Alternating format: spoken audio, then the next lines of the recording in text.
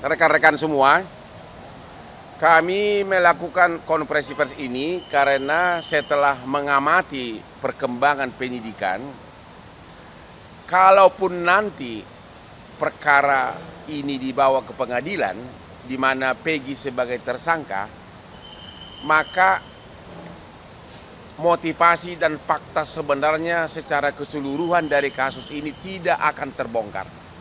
Tidak akan terbongkar. Karena sekarang ini kan targetnya hanya satu, Peggy. Ya.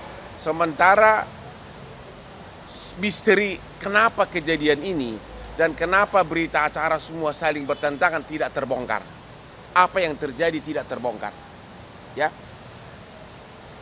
Penyidik nanti sama jaksa hanya akan berpatokan kepada hukum acara pidana formil.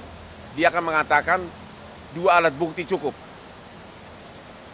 Peggy bersalah. Dia akan mengatakan begitu.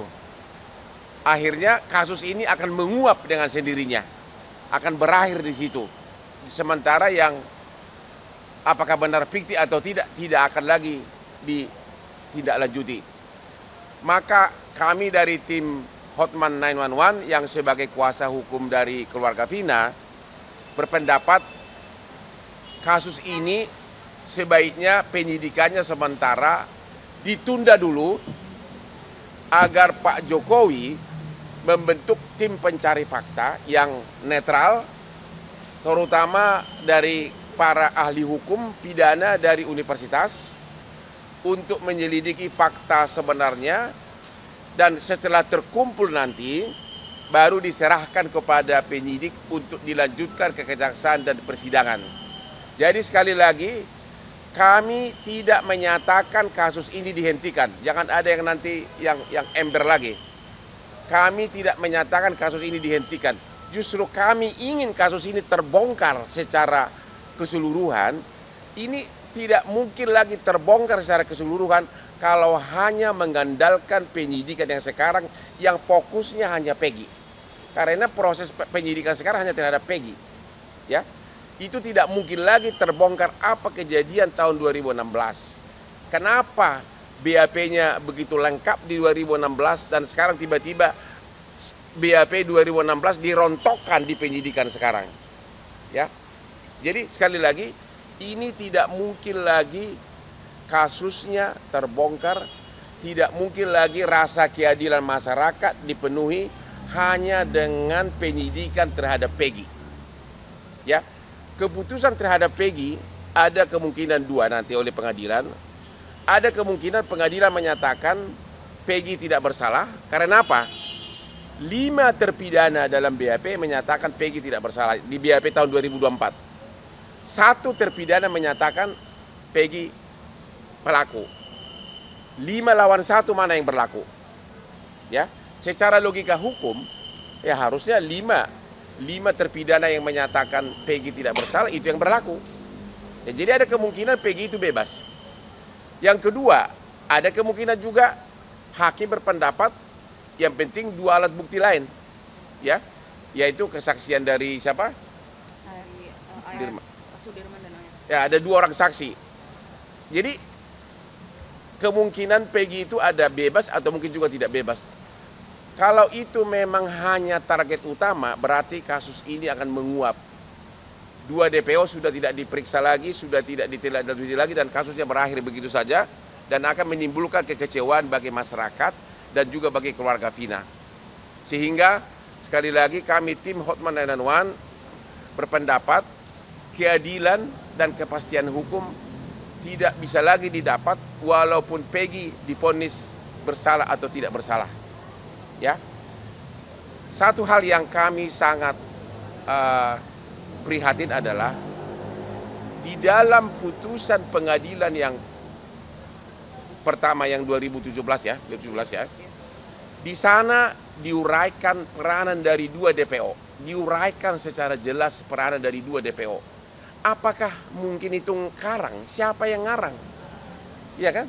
Karena semua mengaku sama-sama pelaku, tidak ada pengalihan tanggung jawab. Coba dulu bacakan apa isi fakta persidangan atas 2 DPO. Coba. Namanya siapa? DPO Andi dan DPO Dani. Peranannya apa dalam berkas pengadilan? Oke. DPO Andi dan DPO Dani pada halaman 114 putusan bersama 8 orang pelaku pada hari Sabtu 27 Agustus 2016 sekitar pukul 19.30 berkumpul di warung Bu Nining. Langsung to the point aja. Minum ciu. Oke.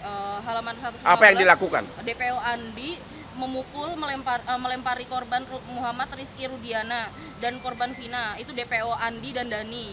Itu pemerkosaannya gimana? Melempari itu. Terus DPO Dani untuk pemerkosaannya, DPO Andi mengangkat tubuh almarhum Vina, membuka tubuh almarhum Vina, membuka baju almarhum Vina. DPO Dani membuka celananya dan memasukkan alat kemaluannya ke dalam lubang kemaluan korban almarhum Vina, sehingga DPO Dani mengeluarkan air sperma di paha korban almarhum Vina. Selanjutnya disetubuhi oleh 7 pelaku lainnya, termasuk Peggy Perong. Jadi di sini jelas peranan dari 2 pelaku yang DPO dan 8 pelaku tidak pidana lainnya tidak pernah mengatakan bahwa pelakunya orang lain, tapi kami lakukan bersama-sama. Orang biasanya mengalihkan tanggung jawab kalau dia mengatakan saya tidak melakukan tapi orang lain. Tapi di sini kan kami lakukan bersama-sama. Sehingga dan ini putusan sudah final. Sudah ingkrah. Sekarang dirubah lagi dengan penyidikan yang begitu singkat. Makanya kita mengatakan masyarakat sudah tidak akan dapat lagi mengharapkan keadilan jangka panjang, tidak akan puas kalau hanya menunggu Peggy disidangkan yang kemungkinan dinyatakan bersalah atau tidak bersalah. Ya. Jadi sekali lagi kami menghimbau kepada Bapak Presiden Jokowi agar membentuk tim pencari fakta dari kalangan universitas yang ahli-ahli hukum pidana untuk menyelidiki dari mulai tahun 2016 sampai sekarang. Ya. Itu yang pertama. Yang kedua, kami juga sangat mempertanyakan atas perilaku dan sikap dari Pak Rudiana, bapak dari almarhum Egy.